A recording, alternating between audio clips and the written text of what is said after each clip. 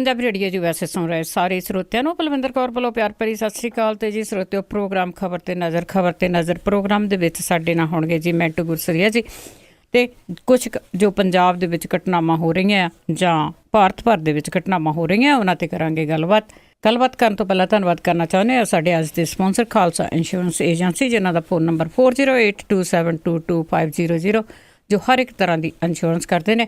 ਸਾਡੇ ਨਾਲ ਜੁੜ ਚੁੱਕੇ ਨੇ ਮੈਂਟੂ ਗੁਰਸਰੀਆ ਜੀ, ਸਤਿ ਸ਼੍ਰੀ ਅਕਾਲ, ਸਵਾਗਤ ਹੈ ਜੀ। ਜੀ ਸ਼ੁਕਰੀਆ ਜੀ, ਸਾਰਿਆਂ ਨੂੰ ਸਤਿ ਸ਼੍ਰੀ ਅਕਾਲ ਜੀ। ਤੇ ਮੈਂਟੂ ਜੀ, ਸਭ ਤੋਂ ਚਰਚਾ ਦਾ ਵਿਸ਼ਾ ਬਣਿਆ ਹੋਇਆ ਆ ਅਰਵਿੰਦ ਕੇਜਰੀਵਾਲ ਦਾ ਸਲਾਮ ਕਰਨਾ ਮੋਦੀ ਨੂੰ। ਉਹ ਕਿਹੜੀ ਗੱਲ ਇਹੋ ਜਿਹੀ ਹੋ ਗਈ ਆ ਜਿਹੜਾ ਉਹ ਉਸ ਨੂੰ ਸਲਾਮ ਕਰਦੇ ਆ? ਅਰਵਿੰਦ ਕੇਜਰੀਵਾਲ ਤੇ ਨਰਿੰਦਰ ਮੋਦੀ ਇਕੱਠੇ ਨਾ ਹੀ ਜੁੜ ਜਾਣ ਤੇ ਚਰਚਾ ਬਣ ਜਾਂਦੀ ਹੈ। ਉਹ ਗੱਲ ਭਾਵੇਂ ਨਾ ਹੀ ਕਰਨ, ਇੱਕ ਥਾਂ ਤੇ ਦੋਨਾਂ ਦਾ ਨਾਂ ਜੁੜ ਜਾਵੇ ਇਕੱਠਿਆਂ ਦਾ ਤੇ ਉਹ ਖਬਰ ਬਣ ਜਾਂਦੀ ਹੈ। ਅਰਵਿੰਦ ਕੇਜਰੀਵਾਲ ਨੇ ਜੋ ਬੀਤੇ ਦਿਨੀ ਆਪਰੇਸ਼ਨ ਕੀਤਾ ਗਿਆ ਭਾਰਤ ਦੇ ਵੱਲੋਂ, ਉਹਦੇ ਤੇ ਇੱਕ ਟਵੀਟ ਕੀਤਾ। ਟਵੀਟ ਤੋਂ ਬਾਅਦ ਫਿਰ ਕੁਝ ਦਿਨ ਖਾਮੋਸ਼ ਰਿਹਾ। ਅੱਜ ਉਹਨੇ ਵੀਡੀਓ ਪਾਇਆ ਤੇ ਵੀਡੀਓ ਦੇ ਵਿੱਚ ਮੈਸੇਜ ਕੀਤਾ ਕਿ ਮੈਂ ਨਰਿੰਦਰ ਮੋਦੀ ਜੀ ਸਲੂਟ ਕਰਦਾ ਤੁਹਾਨੂੰ ਤੇ ਤੁਸੀਂ ਕੰਮ ਤੇ ਬੜਾ ਚੰਗਾ ਕੀਤਾ ਹੈ। ਉਹ ਸਲਾਮ ਤੇ ਕਰ ਗਿਆ, ਉਹਨੇ ਸਲਾਮ ਤੇ ਕੀਤੀ ਹੈ ਨਰਿੰਦਰ ਮੋਦੀ ਨੂੰ ਕਿ ਕੰਮ ਤੋਂ ਧਾਕੜ ਕੀਤਾ ਤੇ ਮੈਂ ਉਸਨੂੰ ਸਲਾਮ ਕਰਦਾ, ਪਰ ਨਾਲ ਸਲਾਮ ਦੇ ਸਵਾਲ ਕਰ ਗਿਆ ਬਹੁਤ ਵਿੰਗੇ ਟੇਢੇ ਤਰੀਕੇ ਦੇ ਨਾਲ। ਉਹ ਪਹਿਲਾਂ ਤੇ ਲੋਕਾਂ ਨੂੰ ਸਮਝ ਨਹੀਂ ਆਈ, ਮੀਡੀਆ ਵਾਲੇ ਵੀ ਉਸ ਵੀਡੀਓ ਨੂੰ ਚਲਾਈ ਗਏ ਕਿ ਮੋਦੀ ਕੋ ਸਲਾਮ ਠੋਕਾ, ਮੋਦੀ ਕੋ ਸਲਾਮ ਠੋਕਾ।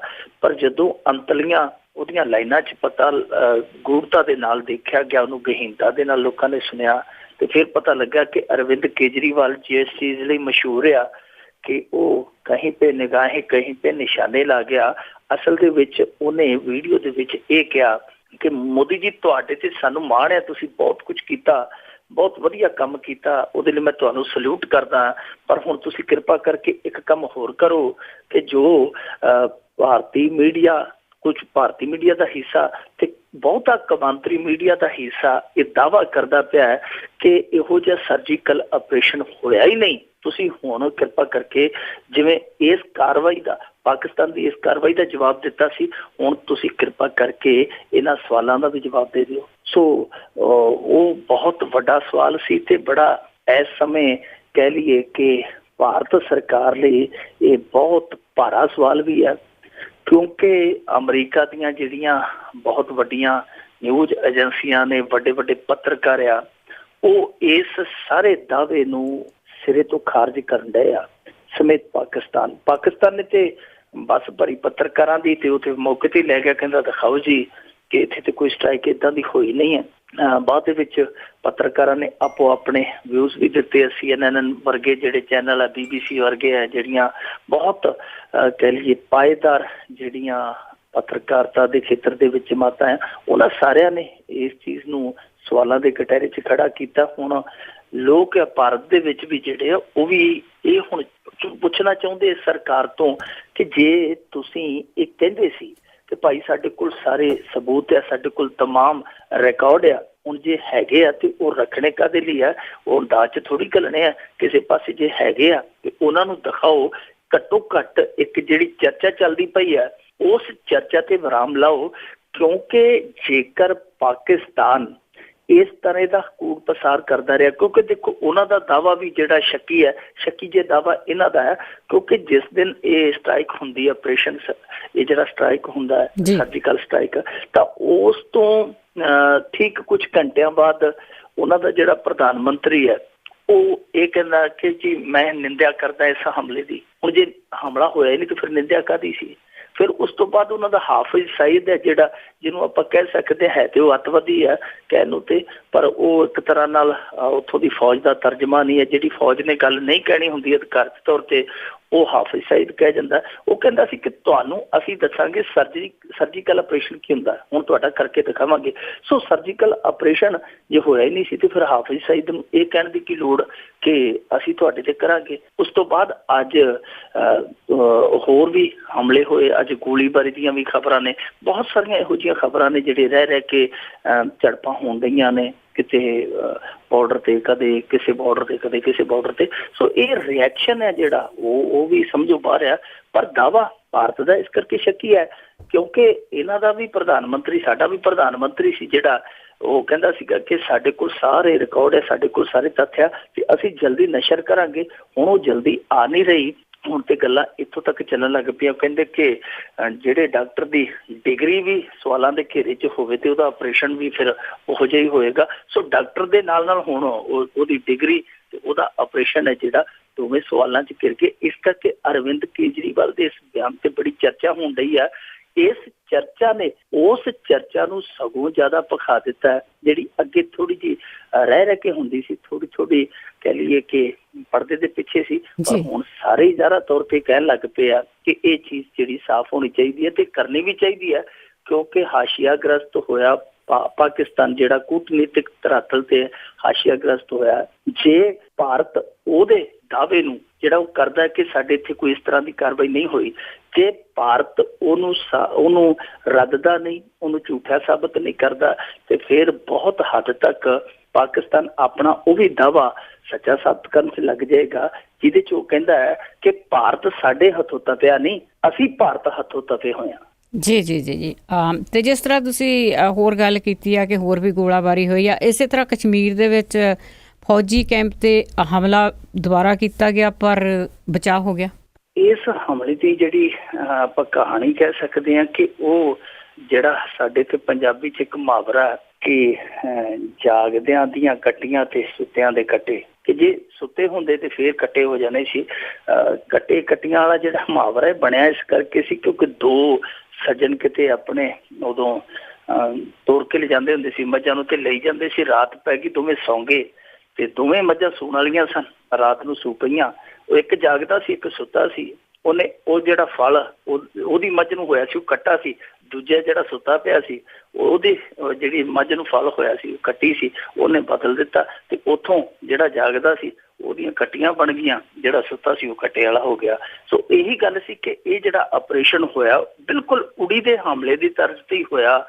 ਇਹ ਬਾਰਾਮੂਲਾ ਦੇ ਵਿੱਚ ਹੋਇਆ, ਜਿਹੜੀ ਸਾਡੇ ਇੱਥੋਂ ਦੀ 46 ਕੌਮੀ ਰਾਈਫਲ ਦੀ ਜਿਹੜੀ ਉੱਥੇ ਬੈਠੀ ਹੈ ਬ੍ਰਿਗੇਡ, ਉਹਦੇ ਕੈਂਪ ਤੇ ਹਮਲਾ ਹੋਇਆ। 46 ਰਾਸ਼ਟਰੀ ਰਾਈਫਲ ਜਿਹਨੂੰ ਕਹਿ ਦਿੰਦੇ ਆ, ਉਸ ਕੈਂਪ ਦੇ ਵਿੱਚ ਜਿਹੜਾ ਹਮਲਾ ਕੀਤਾ ਗਿਆ, ਉਸ ਹਮਲੇ ਨੂੰ ਉੱਥੇ ਗੇਟ ਤੇ ਹੀ ਰੋਕ ਦਿੱਤਾ ਗਿਆ। ਹੁਣ ਦੇਖੋ ਉਹ ਗੇਟ ਤੇ ਤਾਂ ਰੁਕ ਗਿਆ ਕਿਉਂਕਿ ਗੇਟ ਦੇ ਜਿਹੜੇ ਪਹਿਰੇਦਾਰ ਸਨ ਉਹ ਜਾਗਦੇ ਸੀ, ਬਿਲਕੁਲ ਸੁਚੇਤ ਅਵਸਥਾ ਦੇ ਵਿੱਚ ਸੀ। ਜਦੋਂ ਹਮਲਾ ਹੋਇਆ ਉਹਨਾਂ ਨੇ ਜਵਾਬੀ ਕਾਰਵਾਈ ਕੀਤੀ, ਜਿਹਦੇ 'ਚ ਵੈਸੇ ਇੱਕ ਜਵਾਨ ਤੇ ਜਿਹੜਾ BSF ਦਾ ਉਹ ਮਾਰਿਆ ਗਿਆ, ਇੱਕ ਦੋ ਜ਼ਖਮੀ ਵੀ ਹੋਇਆ। ਪਰ ਇਹਦਾ ਇਹ ਹੋਇਆ ਅਸਰ ਕਿ 2 ਅੱਤਵਾਦੀ ਮਾਰੇ ਗਏ, ਬਾਕੀ ਪਿੱਛੇ ਭੱਜਣ 'ਚ ਉਹਨਾਂ ਨੂੰ ਮਜਬੂਰ ਹੋਣਾ ਪਿਆ। ਇਸੇ ਤਰ੍ਹਾਂ ਸਾਡੇ ਇੱਥੇ ਦੀਨਾਨਗਰ ਸੈਕਟਰ ਦੇ ਵਿੱਚ ਵੀ, ਗੁਰਦਾਸਪੁਰ ਦੇ ਵਿੱਚ, ਇੱਥੇ ਵੀ ਰਾਤੀ ਦੱਸਦੇ ਆ ਕਿ ਦਰਜਨ ਦੇ ਕਰੀਬ ਘੁਸਪੈਠੀਏ ਜਿਹੜੇ ਉਹਨਾਂ ਨੇ ਵੜਨ ਦੀ ਕੋਸ਼ਿਸ਼ ਕੀਤੀ ਇੱਥੋਂ ਹੱਦ ਤੋਂ, ਪਰ ਫਿਰ ਇਹਨਾਂ ਨੂੰ ਵੀ ਚੌਕਸੀ ਦੇ ਕਰਕੇ ਪਿੱਛੇ ਮੋੜ ਦਿੱਤਾ ਗਿਆ। ਹੁਣ ਤਾਜ਼ਾ ਅਪਡੇਟ ਇਹ ਹੈ ਕਿ ਬੁਲਗਾਮ ਦੇ ਕੋਲ 4 ਜਣਿਆਂ ਦੀਆਂ SLR ਰਾਈਫਲਾਂ ਜਿਹੜੀਆਂ ਉਹ ਲੁੱਟ ਕੇ ਲੈ ਗਿਆ। ਹੁਣ ਦੀ ਖਬਰ ਹੈ, ਥੋੜੇ ਸਮਾਂ ਪਹਿਲਾਂ, ਇਸ ਤੋਂ ਪਹਿਲਾਂ, ਕਿ ਹੁਣ ਕਈ ਤੇ ਦੇਖੋ ਜਿਹੜੇ ਰਾਤ ਦੇ ਪਹਿਰ ਦੇ ਵਿੱਚ ਵੀ ਜਾਗਦੇ ਸੀ ਉਹਨਾਂ ਨੇ ਆਪਣਾ ਬਚਾ ਲਿਆ, ਬਹੁਤ ਵੱਡਾ ਨੁਕਸਾਨ ਹੈ ਜਿਹੜਾ ਟਾਲ ਦਿੱਤਾ। ਪਰ ਕੁਝ ਐਸੇ ਵੀ ਹਨ ਫੌਜ ਦੇ ਵਿੱਚ ਜਿਹੜੇ ਦਿਨੇ ਸੁੱਤੇ ਪਏ ਸੀ ਕਿ ਉਹਨਾਂ ਦੇ ਕੋਲੋਂ SLR ਜਿਹੜੀਆਂ ਉਹਨਾਂ ਤੋਂ ਖੋਹ ਕੇ ਲੈ ਗਏ ਆ। 4 SLR ਰਾਈਫਲਾਂ ਉਹ ਅੱਤਵਾਦੀ ਖੋਹ ਕੇ ਲੈ ਗਿਆ, ਹੁਣ ਦੀ ਖਬਰ ਆ। ਸੋ ਇਹ ਹੁਣ ਚੁਕੰਨਾ ਰਹਿਣ ਦੀ ਕਹਿ ਲਈਏ ਘੜੀ ਆ ਗਈ ਹੈ। ਜਿਹੜਾ ਚੁਕੰਨਾ ਨਹੀਂ ਹੋਏਗਾ, ਜਿਵੇਂ ਮੈਂ ਸ਼ੁਰੂ 'ਚ ਕਹਾਣੀ ਦੱਸੀ ਹੈ ਕਿ ਜਿਹੜਾ ਸੌਂ ਗਿਆ ਉਹਦਾ ਫਿਰ ਉਹਦੀਆਂ ਕੱਟੀਆਂ ਵੀ ਕੱਟੇ ਬਣ ਜਾਣੀਆਂ। ਸੋ ਇਹ ਜਿਹੜੀ ਜਾਗਦੇ ਸੁੱਤੇ ਵਾਲੀ ਗੱਲ ਆ, ਇਹਨੂੰ ਸੀਰੀਅਸਲੀ ਲੈਣਾ ਚਾਹੀਦਾ ਹੈ ਕਿਉਂਕਿ ਵੇਲਾ ਇਹੋ ਜਿਹਾ ਆ ਗਿਆ ਖਾਸ ਤੌਰ ਤੇ ਕਸ਼ਮੀਰ ਦੇ ਵਿੱਚ ਕਿ ਜੇ ਤੁਸੀਂ ਮਾੜੀ ਜਿਹੀ ਵੀ ਚੁੱਕ ਕੀਤੀ ਤੁਹਾਨੂੰ ਉਹਦਾ ਖਮਿਆਜ਼ਾ ਜਿਹੜਾ ਬਹੁਤ ਵੱਡਾ ਭੁਗਤਣਾ ਪੈਣਾ। ਜਿਵੇਂ ਕਿਹਾ ਜਾਂਦਾ ਸਾਡੇ ਇੱਥੇ ਕਿ ਸਾਵਧਾਨੀ ਹਟੀ ਤੋਂ ਦੁਰਘਟਨਾ ਘਟੀ। ਇਸ ਕਰਕੇ ਬਹੁਤ ਸੁਚੇਤ ਹੋਣ ਦੀ ਲੋੜ ਆ। ਮੁੜ ਕੇ ਜੋ ਆਪਰੇਸ਼ਨ ਸਰਜੀਕਲ ਕਰਦੇ ਫਿਰਨਾ, ਮੁੜ ਕੇ ਸਫਾਈਆਂ ਦਿੰਦੇ ਫਿਰਨਾ, ਇਹਦੇ ਨਾਲੋਂ ਚੰਗਾ ਕਿ ਤੁਸੀਂ ਆਪਣਾ ਕਿਲਾ ਮਜ਼ਬੂਤ ਕਰੋ ਕਿਉਂਕਿ ਤੁਹਾਡੇ ਕਿਲੇ ਤੇ ਰਹਿ ਕੇ ਸਨ ਮਾਰੀਆਂ ਹੋਣੀਆਂ ਹੀ ਹੋਣੀਆਂ। ਜੀ ਜੀ ਬਿਲਕੁਲ, ਜਾਗਦੇ ਹੀ ਰਹਿਣਾ ਚਾਹੀਦਾ। ਅੱਗੇ ਗੱਲ ਕਰਦੇ ਹਾਂ ਵਿਸ਼ਵ ਬੈਂਕ ਦੀ। ਉਸ ਦੀ ਰਿਪੋਰਟ ਆਈ ਕਿ ਉਸ ਤੋਂ ਜ਼ਿਆਦਾ ਗਰੀਬ ਜਿਹੜੇ ਆ ਸਭ ਤੋਂ ਭਾਰਤ ਵਿੱਚ। ਵੇਖੋ ਅੰਕੜੇ ਤੇ ਬਹੁਤ ਸਾਰੇ ਸੱਚ ਬੋਲ ਜਾਂਦੇ ਅਤੇ ਅੰਕੜਿਆਂ ਦਾ ਅਸਰ ਜਿਹੜਾ ਆ ਉਹ ਮੇਰੇ ਖਿਆਲ ਦੇ ਨਾਲ ਨਾ ਤੇ ਸਥਿਤੀਆਂ ਤੇ ਹੁੰਦਾ, ਨਾ ਸਾਡੀ ਸਿਆਸਤਦਾਨਾਂ ਤੇ ਹੁੰਦਾ। ਵਿਸ਼ਵ ਬੈਂਕ ਦੀ ਜਿਹੜੀ ਰਿਪੋਰਟ ਹੈ ਉਹ ਦੱਸਦੀ ਹੈ ਕਿ ਸਾਡੇ ਇੱਥੇ ਭਾਰਤ ਦੇ ਵਿੱਚ ਜੇ ਲਾਈਏ ਤੇ ਨਾਈਜੀਰੀਆ ਜਿਹਦੇ ਵਿੱਚ 8 ਕਰੋੜ 60 ਲੱਖ ਲੋਕ ਹੈ ਜਿਹੜੇ ਗਰੀਬੀ ਰੇਖਾ ਤੋਂ ਹੇਠਾਂ ਰਹਿੰਦੇ ਆ, ਇਹਨਾਂ ਦੇ ਨਾਲੋਂ ਕਈ ਗੁਣਾ ਜ਼ਿਆਦਾ ਜਿਹੜੇ ਉਹ ਇੱਥੇ ਰਹਿੰਦੇ ਆ। ਯਾਨੀ ਜੇ ਲਾ ਲਈਏ ਮੋਟੀ ਜੀ ਮਿਸਾਲ ਤਾਂ ਉਹ ਕਹਿੰਦੇ ਕਿ ਪੂਰੇ ਵਿਸ਼ਵ ਦੇ ਜਿੰਨੇ ਗਰੀਬ ਆ ਉਹਦੇ ਚੋਂ ਹਰੇਕ ਤੀਜੇ ਗਰੀਬ ਨੂੰ ਹੱਥ ਲਾਈਏ ਤੇ ਉਹ ਭਾਰਤੀ ਆ। ਯਾਨੀ ਹਰੇਕ ਦੁਨੀਆ ਦਾ ਤੀਜਾ ਗਰੀਬ ਹੈ ਜਿਹੜਾ ਉਹ ਹਿੰਦੁਸਤਾਨੀ ਹੈ। ਤੇ ਇਹ ਜਿਹੜੀ ਗਰੀਬੀ ਰੇਖਾ ਤੋਂ ਹੇਠਾਂ ਵਾਲੇ ਲੋਕਾਂ ਦੀ ਆਰਥਿਕਤਾ ਦੀ ਪਮੈਸ਼ ਹੈ, ਉਹ ਪਮੈਸ਼ ਵੀ ਤੁਸੀਂ ਜਾਣ ਕੇ ਹੈਰਾਨ ਹੋ ਜਾਓਗੇ ਕਿ ਗਰੀਬੀ ਰੇਖਾ ਤੋਂ ਹੇਠਾਂ ਉਹ ਲੋਕ ਆ ਜਿਨ੍ਹਾਂ ਦੀ ਇੱਕ ਦਿਨ ਦੀ ਆਮਦਨ $2 ਤੋਂ ਹੇਠਾਂ ਆ। ਯਾਨੀ ਜੇ ਲਾ ਲਈਏ ਔਸਤ ਕੇ 100-125 ਰੁਪਈਏ ਨੂੰ ਵੀ ਨਹੀਂ ਪਹੁੰਚਦੇ, ਜਿਨ੍ਹਾਂ ਦੀ ਆਰਥਿਕਤਾ, ਜਿਨ੍ਹਾਂ ਦੀ ਮਾਇਕਤਾ ਇੰਨੀ ਕਮਜ਼ੋਰ ਆ ਕਿ 100-150 ਰੁਪਈਆ ਵੀ ਉਹਨਾਂ ਦੀ ਦਿਨ ਦੀ ਆਮਦਨ ਨਹੀਂ ਹੈ। ਸੋ ਉਹ ਗਰੀਬੀ ਰੇਖਾ ਤੋਂ ਹੇਠਾਂ ਤੇ ਉਹਨਾਂ ਦੀ ਗਿਣਤੀ ਹੈ ਜਿਹੜੀ ਉਹ ਇਹ ਹੈ ਕਿ ਜਿੰਨੇ ਵੀ ਵਿਸ਼ਵ ਦੇ ਵਿੱਚ ਗਰੀਬ ਆ, ਹਰੇਕ ਤੀਜਾ ਗਰੀਬ ਹੈ ਜਿਹੜਾ ਉਹ ਭਾਰਤੀ ਹੈ। ਪਾਕਿਸਤਾਨ ਦੇ ਵਿੱਚ ਵੀ ਹਾਲ ਕੋਈ ਜੁਦਾ ਨਹੀਂ, ਪਰ ਉਹਨਾਂ ਦੀ ਆਬਾਦੀ ਹੈ ਜਿਹੜੀ ਉਹ ਬਹੁਤ ਥੋੜ੍ਹੀ ਹੈ, ਇਸ ਕਰਕੇ ਉਹ ਅੰਕੜਿਆਂ ਦੇ ਮਾਮਲੇ 'ਚ ਪਿੱਛੇ ਰਹਿ ਜਾਂਦੇ ਆ। ਵੈਸੇ ਹਾਲ ਉਹਨਾਂ ਦੇ ਵੀ ਇਹੋ ਜਿਹੇ ਆ, ਪਰ ਸਾਡੇ ਹਾਲ ਜ਼ਿਆਦਾ ਇਸ ਕਰਕੇ ਮਾੜੇ ਆ ਕਿਉਂਕਿ ਸਾਡੀ ਆਬਾਦੀ ਬਹੁਤ ਜ਼ਿਆਦੀ ਹੈ ਤੇ ਸਾਡੀ ਸਿਆਸਤ ਹੈ ਜਿਹੜੀ ਉਹ ਇੰਨਾ ਖਲਾਰਾ ਸਮੇਟਣ ਦੇ ਕਾਬਲ ਹੈ ਨਹੀਂ, ਸਮਰੱਥੀ ਹੈ ਨਹੀਂ। ਪਰ ਸਾਡਾ ਇੱਕ ਅੰਕੜਾ ਜਿਹੜਾ ਹੋਰ ਵੀ ਦਿਲਚਸਪ ਆ ਕਿ ਪੂਰੇ ਵਿਸ਼ਵ ਦੇ ਵਿੱਚ ਜਿਹੜੇ ਚੋਟੀ ਦੇ 1000 ਧਨਾ ਸੇਠ ਨੇ ਉਹਨਾਂ ਦੇ ਵਿੱਚ 26 ਸਾਡੇ ਬੈਠੇ ਆ। ਤੇ ਕਮਾਲ ਦੀ ਗੱਲ ਆ ਕਿ 26 ਕਰੋੜ ਹੀ ਸਾਡੇ ਉਹਨਾਂ ਲੋਕਾਂ ਦੀ ਗਿਣਤੀ ਹੈ ਜਿਨ੍ਹਾਂ ਦੀ ਮੈਂ ਤੁਹਾਨੂੰ ਦੱਸਿਆ ਕਿ ਆਮਦਨ ਹੈ ਜਿਹੜੀ 100-150 ਰੁਪਈਏ ਤੋਂ ਥੱਲੇ ਆ। 26 ਕਰੋੜ ਪੂਰੀ ਆਬਾਦੀ ਹੈ ਤੇ ਪਰ 26 ਧਨਾ ਸੇਠ ਹੈ ਜਿਹੜੇ ਉਹ ਟੌਪਰ ਜਿਹੜੇ ਅਮੀਰ ਹੈ ਵਿਸ਼ਵ ਦੇ ਉਸ ਸੂਚੀ 'ਚ ਬੈਠੇ ਆ। ਸਾਡੇ ਇੱਥੇ 3 ਲੱਖ ਲੋਕ ਹੈ ਜਿਹੜੇ ਹਰ ਇੱਕ ਸਾਲ ਭੁੱਖ ਨਾਲ ਮਰ ਜਾਂਦੇ ਆ। ਸਾਡੇ ਇੱਥੇ ਇਹ ਦੱਸਦੇ ਸੀਗੇ ਕਿ 3 ਸਾਲਾਂ ਦੇ ਵਿੱਚ 14,000 ਕਿਸਾਨਾਂ ਨੇ ਖੁਦਕੁਸ਼ੀ ਕੀਤੀ ਹੈ। ਸੋ ਇਹ ਚਿਤਾ ਤੇ ਲੇਟੇ ਹੋਏ ਕਿਸਾਨ ਆ, ਭੁੱਖ ਨਾਲ ਤੜਫਦੇ ਇਨਸਾਨ ਆ। ਇਹੋ ਜਿਹੇ ਲੋਕਾਂ ਦੀ ਕੋਈ ਇੱਥੇ ਗਿਣਤੀ ਨਹੀਂ, ਕੋਈ ਮਿਣਤੀ ਨਹੀਂ, ਜਿਹੜੇ ਸੜਕ ਤੇ ਜੰਮਦੇ ਆ ਤੇ ਸੜਕ ਤੋਂ ਹੀ ਸਿਵਿਆਂ ਨੂੰ ਰੁਖਸਤ ਹੋ ਜਾਂਦੇ ਆ। ਉਹਨਾਂ ਦਾ ਜੀਵਨ ਹੈ ਜਿਹੜਾ ਉਹ ਰੋਟੀ ਦੇ ਦੁਆਲੇ ਘੁੰਮ ਕੇ ਰੋਟੀ ਦੇ ਆਲੇ ਦੁਆਲੇ ਖਤਮ ਹੋ ਜਾਂਦਾ। ਸੋ ਸਾਨੂੰ ਜੰਗ ਪਾਕਿਸਤਾਨ ਨਾਲ, ਸਾਨੂੰ ਜਿਹੜੀ ਜੰਗ ਹੈ ਹੋਰ ਮੁਲਕਾਂ ਦੇ ਨਾਲ, ਉਹ ਤੇ ਠੀਕ ਹੈ ਕੂਟਨੀਤਿਕ ਜੰਗ ਜਾਂ ਜਿਹੜੀ ਆਪਣੀ ਸੁਰੱਖਿਆ ਦੀ ਜੰਗ ਉਹ ਤੇ ਲੜਨੀ ਪਵੇਗੀ। ਪਰ ਸਭ ਤੋਂ ਵੱਡੀ ਜੰਗ ਜਿਹੜੀ ਇੰਤਜ਼ਾਰ ਕਰਦੀ ਪਈ ਹੈ ਉਹ ਜੰਗ ਹੈ ਭੁੱਖਮਰੀ ਨਾਲ, ਬਿਮਾਰੀਆਂ ਨਾਲ, ਬੇਰੁਜ਼ਗਾਰੀ ਨਾਲ ਲੜਨ ਦੀ। ਤਾਂ ਜਿਵੇਂ ਨਰਿੰਦਰ ਮੋਦੀ ਨੇ ਇੱਕ ਨਾਅਰਾ ਦਿੱਤਾ ਸੀਗਾ, ਪਾਕਿਸਤਾਨ ਨੂੰ ਵੰਗਾ ਰਿਹਾ ਸੀ ਕਿ ਆਓ ਜੰਗ ਇੱਕ ਲੜੀਏ, ਉਹ ਜੰਗ ਹੋਵੇ ਭੁੱਖ ਦੇ ਖਿਲਾਫ। ਅਸੀਂ ਵੇਖਾਂਗੇ ਕਿ ਤੁਸੀਂ ਜਿੱਤਦੇ ਜਾਂ ਅਸੀਂ, ਆਓ ਇੱਕ ਜੰਗ ਲੜੀਏ ਬੇਰੁਜ਼ਗਾਰੀ ਦੇ ਖਿਲਾਫ, ਵੇਖਾਂਗੇ ਤੁਸੀਂ ਜਿੱਤਦੇ ਜਾਂ ਅਸੀਂ ਜਿੱਤਦੇ। ਤਾਂ ਇਹ ਇਕੱਲੀ ਜੁਮਲੇਬਾਜ਼ੀ ਨਹੀਂ ਹੋਣੀ ਚਾਹੀਦੀ, ਇਹ ਜੰਗ ਹੈ ਜਿਹੜੀ ਉਹ ਧਰਾਤਲ ਤੇ ਲੜਨੀ ਵੀ ਚਾਹੀਦੀ ਹੈ। ਨਹੀਂ ਤੇ ਰੋਟੀ ਦੀ ਜੰਗ ਲੜਦੇ ਲੋਕ ਜਿਹੜੇ ਕਰੋੜਾਂ ਲੋਕ ਆ, ਉਹਨਾਂ ਦੇ ਵਿੱਚੋਂ ਬਹੁਤੇ ਹਰੇਕ ਸਾਲ ਹਾਰ ਕੇ ਇਸ ਸੰਸਾਰ ਤੋਂ ਉਵੇਂ ਤੁਰ ਜਾਇਆ ਕਰਨਗੇ ਜਿਵੇਂ ਉਹਨਾਂ ਦੇ ਨਾ ਆਇਆਂ ਦੀ ਖਬਰ ਸੀ ਤੇ ਨਾ ਜਾਇਆਂ ਦੀ ਖਬਰ ਆ। ਜੀ ਬਿਲਕੁਲ, ਜਿਸ ਤਰ੍ਹਾਂ ਤੁਸੀਂ ਹੁਣ ਕੀਤੀ ਆ ਗੱਲ ਕਿ ਜਿਹੜੇ ਗਰੀਬ ਆ ਭਾਰਤ ਵਿੱਚ, ਇਸੇ ਤਰ੍ਹਾਂ ਜਿਹੜਾ ਧਨ ਦੇ ਜਿਹੜੇ ਸ਼ਹਿਨਸ਼ਾਹ ਆ ਉਹ ਵੀ ਇੱਥੇ ਬਹੁਤ ਵਸਦੇ ਆ ਤੇ ਹੁਣ ਕਹਿੰਦੇ ਇੱਕ ਸ਼ਹਿਨਸ਼ਾਹ ਨੂੰ ਟੰਗਣ ਦੀਆਂ ਤਿਆਰੀਆਂ। ਹਾਂ ਬਿਲਕੁਲ, ਤੁਸੀਂ ਜਿਹੜੀ ਗੱਲ ਕੀਤੀ ਆ ਉਹ ਬੜੀ ਦਰੁਸਤ ਆ। ਵਜ੍ਹਾ ਫਰਮਾਇਆ ਤੁਸੀਂ ਕਿ ਇੱਥੇ ਭੁੱਖ ਨੰਗਿਆਂ ਦੀ ਵੀ ਕੋਈ ਕਮੀ ਨਹੀਂ ਤੇ ਇੱਥੇ ਧੰਨੇ ਸੇਠ ਹੈ ਜਿਹੜੇ ਉਹਨਾਂ ਦੀ ਵੀ ਕੋਈ ਕਮੀ ਨਹੀਂ। ਉਹਨਾਂ ਦੇ ਵਿੱਚੋਂ ਹੀ ਇੱਕ ਆ ਹਸਨ ਅਲੀ ਘੋੜਿਆਂ ਦਾ ਵਪਾਰੀ ਸੀ, ਘੋੜਿਆਂ ਦਾ ਜਵਾਰੀ ਵੀ ਲਾ ਲਓ ਕਿਉਂਕਿ ਘੋੜਿਆਂ ਤੇ ਬਹੁਤ ਵੱਡਾ ਸੱਟਾ ਵੀ ਲੱਗਦਾ ਘੋੜਿਆਂ ਦੀ ਰੇਸ ਤੇ।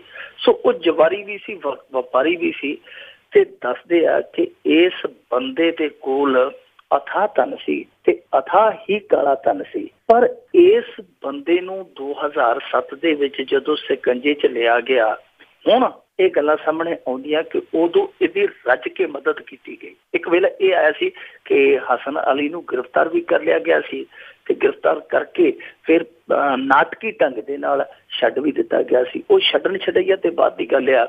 ਪਰ ਸਭ ਤੋਂ ਵੱਡੀ ਜਿਹੜੀ ਗੱਲ ਆ ਇਸ ਮਾਮਲੇ 'ਚ ਹੈਰਾਨੀ ਕਰਨ ਵਾਲੀ ਇਹ ਆਉਂਦੀ ਹੈ ਕਿ ਹਸਨ ਅਲੀ ਨੂੰ ਬਚਾਉਣ ਲਈ ਅਫਸਰ ਉਹਨੂੰ ਬਕਾਇਦਾ ਫੋਨ ਕਰਿਆ ਕਰਦੇ ਸਨ, ਬਕਾਇਦਾ ਦੱਸਿਆ ਕਰਦੇ ਸਨ, ਗਾਈਡ ਕਰਿਆ ਕਰਦੇ ਸਨ ਕਿ ਇਸ ਤਰ੍ਹਾਂ ਨਹੀਂ ਸਾਹਿਬ ਜੀ, ਇਸ ਤਰ੍ਹਾਂ ਕਰ ਲਓ, ਇਸ ਤਰ੍ਹਾਂ ਨਹੀਂ ਸਾਹਿਬ ਜੀ, ਇਸ ਤਰ੍ਹਾਂ ਕਰ ਲਓ। ਬਹੁਤ ਸਾਰੀਆਂ ਜਿਹੜੀਆਂ ਹੋਰ ਦੂਜੇ ਅਫਸਰਾਂ ਦੀਆਂ ਗੱਲਾਂ ਸਨ ਉਹ ਟੇਪ ਕਰਕੇ ਅੱਗੇ ਉਹਨੂੰ ਸੁਣਾਇਆ ਕਰਦੇ ਸਨ, ਭੇਜਿਆ ਕਰਦੇ ਸਨ। ਸੋ ਇੱਕ ਬਹੁਤ ਵੱਡਾ ਹਿੱਸਾ ਜਿਹੜਾ ਕਹਿ ਲਈਏ ਕਿ ਵਿੱਚ ਜਿਨ੍ਹਾਂ ਦੇ CBI ਦੇ ਵੀ ਹੋਣਗੇ, ਇਨਕਮ ਟੈਕਸ ਦੇ ਵੀ ਹੋਣਗੇ, ਇਹ ਸਾਰੇ ਰਲ ਕੇ ਹਸਨ ਅਲੀ ਨੂੰ ਫੜਨ ਦੀ ਥਾਂ ਤੇ ਹਸਨ ਅਲੀ ਦੇ ਬਚਾਅ 'ਚ ਜੁਟੇ ਹੋਏ ਸਨ। ਇਹ ਸਾਰੀ ਜੁੰਡਲੀ ਉਹਦਾ ਬਚਾਅ ਕਰਦੀ ਪਈ ਸੀ। ਔਰ ਸਭ ਤੋਂ ਜ਼ਿਆਦਾ ਵੱਡਾ ਬਚਾਅ ਕੀਤਾ ਜਿਹੜੇ ਹਥਿਆਰਾਂ ਦੇ ਦਲਾਲ ਆ। ਜਦੋਂ ਹਸਨ ਅਲੀ ਦੀ ਗ੍ਰਿਫਤਾਰੀ ਹੋਈ, ਉਹਦੇ ਮਿੱਤਰ ਸਨ ਜਿਹੜੇ ਹਥਿਆਰਾਂ ਦੇ ਵੱਡੇ ਵੱਡੇ ਦਲਾਲ, ਉਹਨਾਂ ਨੇ ਆ ਕੇ ਸਿੱਧੇ ਤੌਰ ਤੇ ਕਿਹਾ ਸੀ ਕਿ ਹਸਨ ਅਲੀ ਹੈ ਜਿਹੜਾ ਸਾਡਾ ਬੰਦਾ ਆ ਤੇ ਇਹਨੂੰ ਤੁਸੀਂ ਛੱਡ ਦਿਓ, ਨਹੀਂ ਤੇ ਫਿਰ ਜਿਵੇਂ ਤੁਸੀਂ ਇਹਨੂੰ ਖਰਾਬ ਕਰੋਗੇ ਉਵੇਂ ਅਸੀਂ ਗਾ ਤੁਹਾਨੂੰ ਖਰਾਬ ਕਰਾਂਗੇ। ਫਿਰ ਇਸ ਕਰਕੇ ਸਾਰੇ ਪੇਚ ਜਿਹੜੇ ਕੱਸੇ ਸਨ ਉਹ ਢਿੱਲੇ ਹੋ ਗਏ, ਬੇਸ਼ੱਕ ਢਿੱਲੇ ਹੋ ਗਏ, ਪਰ ਜਿਵੇਂ ਸਰਕਾਰ ਬਦਲੀ, ਹੁਣ ਵਾਹਵਾ ਲਾ ਲਈਏ ਜੇ 28 ਕੁ ਮਹੀਨਿਆਂ ਬਾਅਦ ਉਹ ਸਰਕਾਰ ਨੇ ਫਿਰ ਪੇਚਕਸ ਚੁੱਕ ਲਿਆ। ਹੁਣ ਫਿਰ ਉਹਦੇ ਸਕਰੂ ਪਿਆ ਕੱਸਣ ਦੀ ਤਿਆਰੀ ਕੀਤੀ ਜਾਂਦੀ ਹੈ। ਹੁਣ ਸਭ ਤੋਂ ਪਹਿਲਾਂ ਜਿਹੜਾ ਸਖਤਾਈ ਦਾ ਡਿੱਗਣਾ ਕਹਿ ਲਈਏ ਨਜ਼ਲਾ, ਉਹ ਡਿੱਗਣਾ ਉਹਨਾਂ ਅਫਸਰਾਂ ਤੇ ਜਿਨ੍ਹਾਂ ਨੇ ਹਸਨ ਅਲੀ ਦਾ ਉਸ ਸਮੇਂ ਬਚਾਅ ਕੀਤਾ ਸੀਗਾ। ਸਬੂਤ ਦੱਸਦੇ ਆ ਕਿ ਸਾਰੇ ਜਿਹੜੇ ਆ ਇਕੱਠੇ ਕਰ ਲਏ ਗਏ, ਰਿਕਾਰਡਿੰਗਾਂ, ਫੋਨ ਰਿਕਾਰਡਿੰਗਾਂ ਜਿਹੜੀਆਂ ਜਿਨ੍ਹਾਂ ਨੇ ਕੀਤੀਆਂ, ਜਿਨ੍ਹਾਂ ਨੇ ਗੱਲਾਂ ਬਾਤਾਂ ਦੱਸੀਆਂ, ਉਹ ਸਾਰੀਆਂ ਮੌਜੂਦ ਨੇ ਰਿਕਾਰਡ ਦੇ ਵਿੱਚ ਆ। ਇਸ ਕਰਕੇ ਹੁਣ ਹਸਨ ਅਲੀ ਹੈ ਜਿਹੜਾ ਉਹ ਦੁਬਾਰਾ ਸਕੰਜੇ 'ਚ ਆ ਜਾਏਗਾ। ਸਕੰਜੇ 'ਚ ਕੀ ਆਉਣਾ, ਜਿਵੇਂ ਉਦੋਂ UPA ਵੇਲੇ ਉਹ ਚਲਾ ਗਿਆ ਸੀਗਾ, ਨਿਕਲ ਗਿਆ ਸੀ, ਉਸੇ ਤਰ੍ਹਾਂ ਹੋਏਗਾ। ਬਸ ਮਾੜਾ ਜਿਹਾ ਰੌਲਾ ਪੈਣਾ, ਪਰ ਇਸ ਤਰ੍ਹਾਂ ਦਾ ਹਸਨ ਅਲੀ ਇਕੱਲਾ ਨਹੀਂ। ਸਾਡੇ ਇੱਥੇ ਹੁਣ ਇਹਨਾਂ ਨੇ ਕਾਲੇ ਧਨ ਦੇ ਬਾਰੇ ਇੱਕ ਪਾਲਿਸੀ ਲਿਆਂਦੀ ਸੀ, ਜਿਹਦੇ ਵਿੱਚ ਤੁਸੀਂ ਵੇਖੋ ਕਿ ਥੋੜੇ ਜਿਹੇ ਬੰਦੇ ਬਾਹਰ ਆਏ ਆ, ਜਿਵੇਂ ਲਾ ਲਓ ਕਿ 64,000 ਬੰਦੇ ਨੇ ਉਹ ਡਿਕਲੇਅਰ ਕੀਤਾ ਆਪਦਾ ਕਾਲਾ ਧਨ, ਤੇ ਉਹਦੇ 'ਚ ਬਹੁਤ ਵੱਡੀ ਰਾਸ਼ੀ ਮੇਰੇ ਖਿਆਲ ਦੇ ਨਾਲ ਲਗਭਗ 65,000 ਕਰੋੜ ਰੁਪਈਆ ਜਿਹੜਾ ਉਹ ਸਰੈਂਡਰ ਹੋਇਆ ਕਾਲੇ ਧਨ ਦਾ। ਹੁਣ ਇਹ ਥੋੜਾ ਜਿਹਾ ਸਖਤਾਈ ਦਾ ਅਸਰ ਆ ਕਿ 65,000 ਕਰੋੜ ਸਰੈਂਡਰ ਹੋਇਆ, ਜਿਹਦੇ ਚੋਂ 30,000 ਕਰੋੜ ਰੁਪਈਆ ਜਿਹੜਾ ਉਹ ਸਰਕਾਰ ਦੇ ਖਾਤੇ 'ਚ ਚਲੇ ਜਾਣਾ ਟੈਕਸ ਦੇ ਰੂਪ 'ਚ, ਕਿਸ਼ਤਾਂ 'ਚ ਉਹਨਾਂ ਨੇ ਟੈਕਸ ਦੇਣਾ। ਹੁਣ ਇਹ ਥੋੜੀ ਜਿਹੀ ਸਖਤਾਈ ਹੋਈ ਆ, ਬਿਲਕੁਲ ਨੋਟਿਸ ਹੀ ਭੇਜੇ ਆ, ਕੋਈ ਬਹੁਤਾ ਇਹਨਾਂ ਨੇ ਕਿਸੇ ਦੇ ਸਿਰ ਤੇ ਜਾ ਕੇ ਥੌਲਾ ਨਹੀਂ ਪਾਇਆ। ਇਸ ਕਰਕੇ ਇਹ ਬਹੁਤ ਵੱਡਾ ਇਸ਼ਾਰਾ ਕਰਦੀ ਹੈ ਕਿ ਇੱਥੇ ਉਹ ਲੋਕ ਬੜੀ ਵੱਡੀ ਤਾਦਾਦ ਦੇ ਵਿੱਚ ਆ ਜਿਨ੍ਹਾਂ ਨੇ ਕਾਲੇ ਧਨ ਦਾ ਸਾਮਰਾਜ ਇਕੱਠਾ ਕੀਤਾ ਹੈ, ਤੇ ਉੱਤੇ ਕਾਲੇ ਧਨ ਦੇ ਉਹਨਾਂ ਨੇ ਚਿੱਟੀ ਚਾਨਣੀ ਆ ਜਿਹੜੀ ਉਹ ਤਣੀ ਹੋਈ ਹੈ, ਉਹਦੇ ਥੱਲੇ ਕਾਲਾ ਸਾਮਰਾਜ ਆ। ਕਾਲਾ ਸਾਮਰਾਜ ਜਿਹੜਾ ਉਹ ਕਿਹਦਾ ਕਦੋਂ ਉਜਾਗਰ ਹੋਏਗਾ, ਉਹਦੀ ਤਵੱਕੋ ਹੈ ਜਿਹੜੀ ਕਰਨੀ ਚਾਹੀਦੀ ਹੈ, ਪਰ ਤਵੱਕੋ ਥੋੜੀ ਕਰਨੀ ਚਾਹੀਦੀ ਹੈ, ਕਿਉਂਕਿ ਇੱਥੇ ਉਹ ਬੰਦਾ ਵੀ ਕਾਲੇ ਧਨ ਬਾਰੇ ਮੁੱਕਰ ਗਿਆ ਜਿਹਨੇ ਪਹਿਲਾਂ ਚੋਣਾਂ ਲੜੀਆਂ ਸੀ, ਬਾਅਦ ਦੇ ਵਿੱਚ ਪ੍ਰਧਾਨ ਮੰਤਰੀ ਵੀ ਬਣ ਗਿਆ, ਤੇ ਬਾਅਦ 'ਚ ਉਹਦੇ ਸਾਥੀ ਨੇ ਆਖਿਆ ਉੱਥੇ ਚੁਣਾਵੀ ਜੁਮਲਾ ਸੀ। ਜੀ ਬਿਲਕੁਲ ਇਹ ਜੀ ਚੁਣਾਵੀ ਜੁਮਲੇ ਸੀਗੇ। ਤੇ ਅੱਗੇ ਆਪਾਂ ਜਿਸ ਤਰ੍ਹਾਂ ਤੁਸੀਂ ਸ਼ਹਿਨਸ਼ਾਹਾਂ ਦੀ ਗੱਲ ਕੀਤੀ ਆ, ਤੇ ਉਸ ਤੋਂ ਅੱਗੇ ਆਪਾਂ ਗੱਲਾਂ ਕਰਦੇ ਹਾਂ ਜੀ ਜਿਹੜੇ ਘਟਾਲੇ ਬਹੁਤ ਨਿਕਲ ਰਹੇ ਆ। ਜਿਸ ਤਰ੍ਹਾਂ ਪਹਿਲਾਂ ਮਸ਼ੀਨਾਂ, ਸਿਲਾਈ ਮਸ਼ੀਨਾਂ 'ਚ ਘਟਾਲਾ ਨਿਕਲਿਆ, ਭਾਂਡਿਆਂ 'ਚ ਨਿਕਲਿਆ, ਜਾਂ ਇਹ ਜਿਹੜੇ ਹੋਰ ਘਟਾਲੇ ਆ ਬਹੁਤ ਸਾਰੇ ਨਿਕਲੇ ਆ। ਤੇ ਉਸੇ ਦੇ ਨਾਲ ਹੀ ਇੱਕ ਜਿਹੜਾ ਕਹਿੰਦੇ ਹੋਰ ਘਪਲਾ ਆ, ਸਿਕੰਦਰ ਮਲੂਕੇ ਨੇ ਉਸ ਦਾ ਖੁਲਾਸਾ ਕੀਤਾ ਆ ਕਿ ਜਿਹੜੇ ਸੇਵਾ ਕੇਂਦਰ ਆ ਉਹਨਾਂ ਦੀਆਂ ਸਾਰੀਆਂ 'ਚ ਵੀ ਘਪਲੇ ਸੀ। ਸਿਕੰਦਰ ਸਿੰਘ ਮਲੂਕਾ ਨੇ ਆਪ ਹੀ ਮੰਨਿਆ, ਤੇ ਉਹ ਇਸ ਤਰ੍ਹਾਂ ਮੰਨਿਆ ਕਿ ਹਾਂ ਅਸੀਂ ਇਕਬਾਲ ਕਰਦੇ ਹਾਂ ਤੇ ਸੇਵਾ ਬੜੀ ਸ਼ਿੱਦਤ ਨਾਲ ਕਰਦੇ ਹਾਂ, ਪ੍ਰੋਜੈਕਟਾਂ ਵਿੱਚ ਥੋੜਾ ਬਹੁਤਾ ਲਾ ਦਿੰਦੇ, ਬਾਕੀ ਦਾ ਪੈਸਾ ਅਸੀਂ ਸੰਭਾਲ ਕਰਦੇ ਹਾਂ। ਸੋ ਉਸ ਤਰ੍ਹਾਂ ਦਾ ਹੀ ਕੁਛ ਮਾਮਲਾ ਹੈ। ਸਿਕੰਦਰ ਸਿੰਘ ਮਲੂਕਾ ਨੇ ਆਪ ਹੀ ਇੱਕ ਇੰਟਰਵਿਊ ਦੇ ਵਿੱਚ ਮੰਨਿਆ ਕਿ ਜਿਹੜੇ ਸੇਵਾ ਕੇਂਦਰ ਆ ਉਹ ਬਣਾਏ ਹੋਏ ਆ, ਉਹਨਾਂ ਦੀ ਉਸਾਰੀ ਦੇ ਵਿੱਚ ਬਹੁਤ ਵੱਡੀ ਗੜਬੜੀ ਹੋਈ ਆ। ਸਿਕੰਦਰ ਸਿੰਘ ਮਲੂਕਾ ਆਪ ਹੀ ਦੱਸਦੇ ਆ ਕਿ ਉਹਨਾਂ ਦੇ ਇੱਕ ਸੇਵਾ ਕੇਂਦਰ ਦੀ ਜਿਹੜੀ ਉਸਾਰੀ ਲਾਗਤ ਹੈ ਉਹ 18 ਲੱਖ ਦੱਸੀ ਜਾਂਦੇ ਆ, ਪਰ ਉਹਦੀ ਲਾਗਤ ਹੈ ਜਿਹੜੀ ਅਨੁਮਾਨਿਤ ਲਾਗਤ ਜਿਹਨੂੰ ਆਪਾਂ ਕਹਿ ਦਿੰਦੇ ਹਾਂ, ਉਹ ਲਗਭਗ 8 ਲੱਖ ਰੁਪਇਆ। ਸੋ ਹੁਣ ਕਿੱਥੇ 18 ਲੱਖ, ਕਿੱਥੇ 8 ਲੱਖ, ਵਿੱਚੋਂ 10 ਲੱਖ ਜਿਹੜਾ ਆ ਉਹ ਲਾ ਲਈਏ ਪਾਸੇ ਕੱਢ ਦਈਏ, 10 ਲੱਖ ਜਿਹੜਾ ਜੇਬ ਦੇ ਵਿੱਚ ਗਿਆ, 10 ਲੱਖ ਤੇ ਉਹ ਲਾ ਲਓ ਮੇਰੇ ਖਿਆਲ ਦੇ ਨਾਲ ਇਹਨਾਂ ਨੇ ਲਗਭਗ 150 ਦੇ ਕਰੀਬ ਜੋ ਸੇਵਾ ਕੇਂਦਰ ਹੈ ਹੁਣੇ ਹੀ ਬਣਾਏ ਆ, ਪਹਿਲਾਂ ਪਤਾ ਨਹੀਂ ਕਿੰਨੇ ਬਣੇ ਆ, ਤਾਂ ਉਹ ਬਹੁਤ ਵੱਡੀ ਰਕਮ ਬਣ ਜਾਂਦੀ ਹੈ। ਸਾਡੇ ਇੱਥੇ ਇਕੱਲੇ ਸੇਵਾ ਕੇਂਦਰ ਹੀ ਨਹੀਂ ਜਿਨ੍ਹਾਂ ਦੀ ਸੇਵਾ ਹੁੰਦੀ ਆ, ਬਹੁਤ ਸਾਰੇ ਪ੍ਰੋਜੈਕਟ ਹੈ ਜਿਹੜੇ ਇਸੇ ਤਰ੍ਹਾਂ ਦੀ ਸੇਵਾ ਦੇ ਭੇਂਟ ਚੜ੍ਹ ਜਾਂਦੇ ਆ। ਇੱਥੇ ਤੇ ਇੱਕ ਵਾਰੀ ਰਾਜੀਵ ਗਾਂਧੀ ਨੇ ਆਖ ਦਿੱਤਾ ਸੀ ਕਿ ਜਿਹੜਾ ਪੈਸਾ ਕੇਂਦਰ ਦੇ ਵਿੱਚੋਂ ਭੇਜਿਆ ਜਾਂਦਾ ਕਿਸੇ ਵੀ ਸਕੀਮ ਦੇ ਤਹਿਤ, ਕਿਸੇ ਵੀ ਯੋਜਨਾ ਤਹਿਤ, ਉਸ ਰੁਪਈਏ ਦਾ ਥੱਲੜੇ ਪੱਧਰ ਤੇ ਜਾਂਦਿਆਂ 10ਵਾਂ ਹਿੱਸਾ ਯਾਨੀ 10 ਪੈਸੇ ਰਹਿ ਜਾਂਦਾ। ਤੇ ਹੁਣ ਤੇ ਮਹਿੰਗਾਈ ਦਾ ਜ਼ਮਾਨਾ ਹੈ, ਉਹ ਜਿਹੜੇ 10 ਪੈਸੇ ਵਾਲੀ ਗੱਲ ਸੀ ਉਹ ਤੇ ਮੇਰੇ ਖਿਆਲ ਦੇ ਨਾਲ ਹੁਣ 5 ਪੈਸੇ ਰਹਿ ਜਾਂਦੇ ਹੋਣੇ ਆ, ਬਾਕੀ ਆਨੇ ਮੁੜ ਜਾਂਦੇ ਆ, ਜਾਂ ਕਹਿ ਲਈਏ ਕਿ ਜਿਹੜੇ ਭਾਨੇ ਆ ਉਹਨਾਂ ਦੀ ਜੇਬ 'ਚ ਆਨੇ ਪੈ ਜਾਂਦੇ ਆ। ਸੋ ਇਸ ਕਰਕੇ ਇਹ ਇੱਕ ਕਹਿ ਲਈਏ ਕਿ ਬਦਕਿਸਮਤੀ ਹੈ ਸਾਡੀ ਕਿ ਜਿਹੜੇ ਪੈਸੇ ਜਿਹੜੇ ਪ੍ਰੋਜੈਕਟ ਲਈ ਆਉਂਦੇ ਆ ਉਹ ਉਸ ਥਾਂ ਤੇ ਉਹਨੇ ਨਹੀਂ ਲੱਗਦੇ, ਜੇ ਲੱਗਦੇ ਆ ਤੇ ਬਹੁਤ ਜ਼ਿਆਦਾ ਲੱਗਦੇ ਆ, ਜਿਹੜੇ ਕਿ ਉਹਨੇ ਹੁੰਦੇ ਹੀ ਨਹੀਂ, ਉਹਨਾਂ ਦੀ ਲਾਗਤ ਉਨੀ ਬਣਦੀ ਨਹੀਂ। ਸੋ ਇਹ ਦੋ ਤਰ੍ਹਾਂ ਦੇ ਆ ਜਿਹੜੇ ਘਪਲੇ, ਜਾਂ ਤੇ ਲੱਗਦੇ ਬਹੁਤ ਘੱਟ ਆ ਜਾਂ ਬਹੁਤ ਜ਼ਿਆਦਾ ਲਾ ਲੈਂਦੇ ਆ ਤੇ ਉਸ ਲਾਹੇ ਦੇ ਵਿੱਚੋਂ ਲਾਹਾ ਜਿਹੜਾ ਉਹ ਲੈ ਜਾਂਦੇ ਆ। ਇਹ ਘਪਲਾ ਇਕੱਲਾ ਹੀ ਨਹੀਂ, ਬਹੁਤ ਸਾਰੇ ਘਪਲੇ ਆ ਜਿਹੜੇ ਖੁੱਲ ਸਕਦੇ ਆ, ਖੁੱਲ ਵੀ ਰਹੇ ਆ, ਪਰ ਉਹਨਾਂ ਘਪਲਿਆਂ ਦੇ ਬਾਰੇ ਨਾ ਤੇ ਜਨਤਾ ਬਹੁਤੀ ਸੀਰੀਅਸ ਆ, ਨਾ ਵਿਰੋਧੀ ਧਿਰ ਸੀਰੀਅਸ ਆ। ਹੁਣ ਤੁਸੀਂ ਅਨਾਜ ਘੁਟਾਲੇ ਦਾ ਹੀ ਦੇਖ ਲਓ ਕਿ 29,000 ਕਰੋੜ ਰੁਪਏ ਦਾ ਜਿਹੜਾ ਘੁਟਾਲਾ ਸਾਹਮਣੇ ਆਇਆ ਸੀ, ਉਹਦੇ ਬਾਰੇ ਹੁਣ ਇਹ ਕਨਸੂਆਂ ਮਿਲ ਰਹੀਆਂ ਕਿ ਪੰਜਾਬ ਸਰਕਾਰ ਸਿੱਧਾ ਚੁਗੱਤਾ ਮਾਰਨ ਡਈ ਹੈ ਕੇਂਦਰ ਸਰਕਾਰ ਦੇ ਨਾਲ ਕਿ ਤੁਸੀਂ ਇਸ ਤਰ੍ਹਾਂ ਕਰੋ ਜੀ, ਛੱਡੋ ਇੱਧਰ ਦੀ ਛੱਡੋ ਉੱਧਰ ਦੀ, ਤੇ ਆ ਜਿਹੜਾ 29,000 ਕਰੋੜ ਰੁਪਈਆ ਸਾਡੇ ਕਰਜ਼ੇ 'ਚ ਪਾ ਦਿਓ, ਅਸੀਂ ਆਪੇ ਮੋੜੀ ਚੱਲਾਂਗੇ ਜੇ ਤੁਹਾਨੂੰ ਲੱਗਦਾ। ਸੋ ਇਹ ਤੇ ਬੜਾ ਅਜੀਬੋ ਗਰੀਬ ਜਿਹਾ ਤਰਕ ਆ, ਬੜੀ ਅਜੀਬੋ ਗਰੀਬ ਜੀ ਦਲੀਲ ਆ ਕਿ ਕੱਲ ਨੂੰ ਕੋਈ ਹੋਰ ਆ ਕੇ 5 ਸਾਲ ਘੁਟਾਲੇ ਕਰਕੇ ਆਖੇ ਕਿ ਜਿੰਨੇ ਵੀ ਆ ਬਣਦੇ ਆ ਜੀ, ਹਿਸਾਬ ਕਿਤਾਬ ਕਰ ਲਓ ਕੈਲਕੂਲੇਟਰ ਦੇ ਨਾਲ, ਜਿੰਨੇ ਵੀ ਬਣਦੇ ਆ ਤੁਸੀਂ ਐਂ ਕਰੋ ਕਰਜ਼ੇ 'ਚ ਐਡ ਕਰ ਲਓ। ਸੋ ਇਹ ਬਹੁਤ ਅਜੀਬੋ ਗਰੀਬ ਅੰਦਾਜ਼ ਦੇ ਨਾਲ ਸਾਡੇ ਇੱਥੇ ਹਕੂਮਤ ਕੀਤੀ ਜਾ ਰਹੀ ਹੈ। ਘਪਲੇ ਤੇ ਇੰਨੇ ਆ, ਘਪਲੇ ਜਿਹੜੇ ਲੋਕ ਇਹ ਘਪਲੇ ਕੱਢਦੇ ਪਏ ਸੁਨੀਲ ਜਾਂ ਖਡੂਰੀ, ਇਹਨਾਂ ਦੇ ਆਪਦੇ ਰਾਜ ਦੇ ਵਿੱਚ ਕੀ ਹੋਇਆ ਸੀ? ਸਿੰਜਾਈ ਘੁਟਾਲਾ ਹੋਇਆ, ਅੰਮ੍ਰਿਤਸਰ ਇੰਪਰੂਵਮੈਂਟ ਟਰਸਟ ਘੁਟਾਲਾ ਹੋਇਆ, ਸਿਟੀ ਸੈਂਟਰ ਘੁਟਾਲਾ ਹੋਇਆ, ਬੜੇ ਘੁਟਾਲੇ ਹੋਏ ਆ। ਪਰ ਇਹ ਹੈ ਕਿ ਜਦੋਂ ਸਰਕਾਰ ਬਦਲਦੀ ਹੈ, ਇਹ ਜਦੋਂ ਵਿਰੋਧੀ ਧਿਰ 'ਚ ਹੁੰਦੇ ਉਦੋਂ ਰੌਲਾ ਪੈਂਦਾ, ਜਦੋਂ ਆਪ ਆ ਜਾਂਦੇ ਆ ਫਿਰ ਉਦੋਂ ਠੰਡੇ ਹੋ ਜਾਂਦੇ। ਇਹੀ ਸਿਲਸਿਲਾ ਚੱਲੀ ਜਾਂਦਾ, ਨਾਲ ਹੀ ਘੁਟਾਲਿਆਂ ਦਾ ਜਿਹੜਾ ਉਹ ਸਿਲਸਿਲਾ ਜਾਰੀ ਹੈ, ਰੁਕਣ ਦੀ ਉਮੀਦ ਨਹੀਂ। ਬਸ ਚੁੰਝ ਚਰਚਾ ਕਰਕੇ ਅਸੀਂ ਵੀ ਬੈਠ ਜਾਂਦੇ ਹਾਂ ਤੇ ਕਦੇ ਕਦੇ ਅਖਬਾਰ ਲੈ ਕੇ ਸਾਡੇ ਪਿੰਡਾਂ ਦੇ ਲੋਕ ਹੈ ਜਿਹੜੇ ਉਹ ਵੀ ਚਰਚਾ ਕਰਕੇ ਬਹਿ ਜਾਂਦੇ ਆ। ਬਿਲਕੁਲ ਜੀ, ਉਹ ਸਵਾਦ ਲੈ ਕੇ ਬਹਿ ਜਾਂਦੇ ਕਿ ਫਲਾਣੇ ਨੇ ਕੀ ਕਿਹਾ ਸੀਗਾ। ਤੇ ਅੱਗੇ ਆਪਾਂ ਗੱਲ ਕਰਦੇ ਹਾਂ ਪੰਜਾਬ ਸਰਕਾਰ ਦੀ। ਉਹਨਾਂ ਨੇ ਨਾਅਰਾ ਲਾਇਆ ਸੀਗਾ ਨਸ਼ਾ ਮੁਕਤ, ਪਰ ਉਮੀਦਵਾਰਾਂ ਦੀ ਗੈਰ ਹਾਜ਼ਰੀ ਕਰਕੇ ਉਹ ਨਾਅਰਾ ਵੀ ਰੁਲ ਗਿਆ। ਨਸ਼ੇ ਨਾਲ ਜੁੜੀਆਂ 2 ਰਿਪੋਰਟਾਂ ਆਈਆਂ ਨੇ ਪਿਛਲੇ ਦਿਨੀ, ਪਰ ਬਦਕਿਸਮਤੀ ਸਾਡੀ ਇਹ ਰਹੀ ਕਿ ਜਦੋਂ ਕੁੱਤੀ ਨੂੰ ਸ਼ਿਕਾਰ ਦਿਸਿਆ ਤੇ ਕੁੱਤੀ ਪੈਂਚਰ ਹੋ ਗਈ।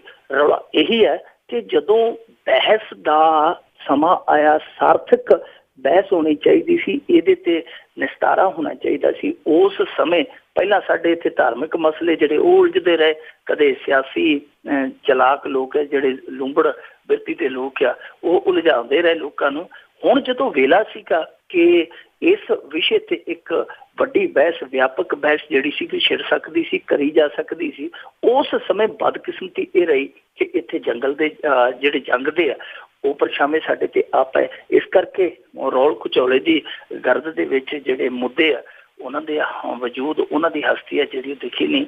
ਰਿਪੋਰਟਾਂ 2 ਨੇ। ਇੱਕ ਰਿਪੋਰਟ ਤੇ ਜਿਹੜੀ ਆ ਉਹ ਇਹ ਆਈ ਕਿ ਪੰਜਾਬ ਪੁਲਿਸ ਦੀ ਜਿਹੜੀ ਭਰਤੀ ਹੋਈ ਹੈ ਬੀਤੇ ਦਿਨੀ, ਉਹਦੇ ਵਿੱਚ ਜਿਹੜੇ ਬਿਨੇਕਰ ਸਨ ਉਹਨਾਂ ਦੀ ਗਿਣਤੀ ਸੀਗੀ ਲਗਭਗ 5,24,000, ਜਿਹਦੇ ਵਿੱਚੋਂ ਕਮਾਲ ਦੀ ਗੱਲ ਇਹ ਸੀ ਕਿ 1,48,000 ਬਿਨੇਕਰ ਆਇਆ ਹੀ ਨਹੀਂ, ਉਹ ਡੋਪ ਟੈਸਟ ਲਈ ਪਹੁੰਚਿਆ ਹੀ ਨਹੀਂ ਉੱਥੇ।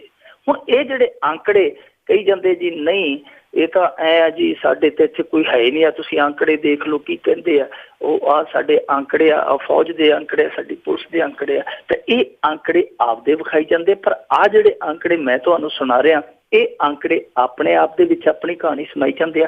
ਇਸ ਤੋਂ ਪਹਿਲਾਂ ਵੀ ਇੱਕ ਰਿਪੋਰਟ ਆਈ, ਉਹ ਰਿਪੋਰਟ ਵੀ ਬੜੀ ਦਿਲਚਸਪ ਸੀ, ਪਰ ਉਹ ਵੀ ਆਈ ਗਈ ਹੋ ਗਈ, ਜਿਹਦੇ ਵਿੱਚ ਕੌਮੀ ਅਪਰਾਧ ਰਿਕਾਰਡ ਬਿਊਰੋ ਨੇ ਇਹ ਆંકੜਾ ਜਾਰੀ ਕੀਤਾ ਸੀ ਕਿ ਬੀਤੇ 3 ਸਾਲਾਂ ਦੇ ਵਿੱਚ ਪੂਰੇ ਮੁਲਕ ਦੇ ਅੰਦਰ 1,32,387 ਨਸ਼ੇ ਦੇ ਪਰਚੇ ਦਰਜ ਹੋਏ, ਜਿਨ੍ਹਾਂ ਦੇ ਵਿੱਚੋਂ ਇਕੱਲੇ ਪੰਜਾਬ ਦੇ ਅੰਦਰ 39,296 ਪਰਚੇ ਦਰਜ ਹੋਏ।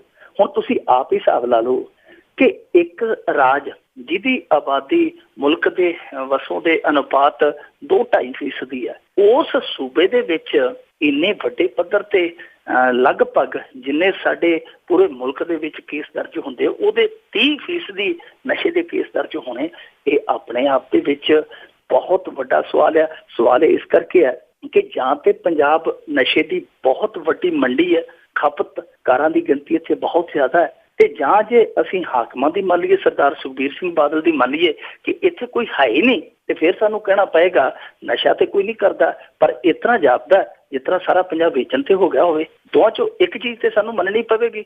ਦੂਜੇ ਪਾਸੇ ਜਿਹੜੀ ਦੂਜੇ ਰਿਪੋਰਟ ਦੀ ਆਪਾਂ ਪਰਤ ਖੋਲੀਏ ਕਿ 1.5 ਲੱਖ ਬਿਨੇਕਾਰ ਆਇਆ ਹੀ ਨਹੀਂ। ਹੁਣ ਤੁਸੀਂ ਆਪ ਹੀ ਅੰਦਾਜ਼ਾ ਲਾ ਲਓ ਕਿ ਇੱਕ ਅਦਾਲਤ ਦੇ ਵਿੱਚ ਜੱਜ ਦੇ ਅਰਦਲੀ ਲਈ 16,000 ਅਰਜੀ ਜਾਂਦੀ ਹੈ ਬੇਰੁਜ਼ਗਾਰਾਂ ਦੀ, ਉਹਦੇ ਵਿੱਚ ਕੋਈ MSc ਕੀਤੀ ਬੈਠਾ ਹੈ, ਕੋਈ BSc ਕੀਤੀ ਬੈਠਾ ਹੈ, ਤੇ ਉਹ ਇਹ ਕਹਿੰਦਾ ਹੈ ਕਿ ਮੈਨੂੰ ਉਹਦੇ ਨਾਲੋਂ 500 ਰੁਪਏ ਘੱਟ ਤੇ ਰੱਖ ਲਓ ਭਾਵੇਂ, ਪਰ ਮੈਨੂੰ ਚਪੜਾਸੀ ਦੀ ਅਰਦਲੀ ਦੀ ਜਿਹੜੀ ਨੌਕਰੀ ਲਾ ਦਿਓ। ਇੱਕ ਚਪੜਾਸੀ ਲੱਗਣ ਲਈ ਜਿੱਥੇ 16,000 ਬੇਰੁਜ਼ਗਾਰ ਦੀ ਕਤਾਰ ਲੱਗਦੀ ਹੈ, ਉੱਥੇ ਸਿਪਾਹੀ ਭਰਤੀ ਹੋਣ ਲਈ 1.5 ਲੱਖ ਬੰਦਾ ਫਾਰਮ ਭਰ ਕੇ ਪੈਸੇ ਭਰ ਕੇ ਆਵੇ ਨਾ, ਇਹ ਤੇ ਬੜੀ ਆਪਣੇ ਆਪ ਦੇ ਵਿੱਚ ਵਿਚਿੱਤਰ ਗੱਲ ਆ। ਸੋ ਸਾਨੂੰ ਇਸ ਵਿਸ਼ੇ ਤੇ ਮੈਂ ਇਹ ਨਹੀਂ ਕਹਿੰਦਾ ਕਿ ਇਹ ਆંકੜੇ ਆ ਜਿਹੜੇ ਉਹ ਪੰਜਾਬ ਦੇ ਗਰਕਣ ਤੇ ਸਹੀ ਪਾਉਂਦੇ ਕਿ ਪੰਜਾਬ ਸਾਰਾ ਗਰਕ ਗਿਆ, ਮੋਹਰ ਲਾਉਂਦੇ ਆ, ਪਰ ਨਹੀਂ, ਸਾਨੂੰ ਆંકੜੇ ਇਹ ਆਧਾਰ ਬਣਾ ਕੇ ਇੱਕ ਚਰਚਾ ਕਰਨੀ ਚਾਹੀਦੀ ਸੀ।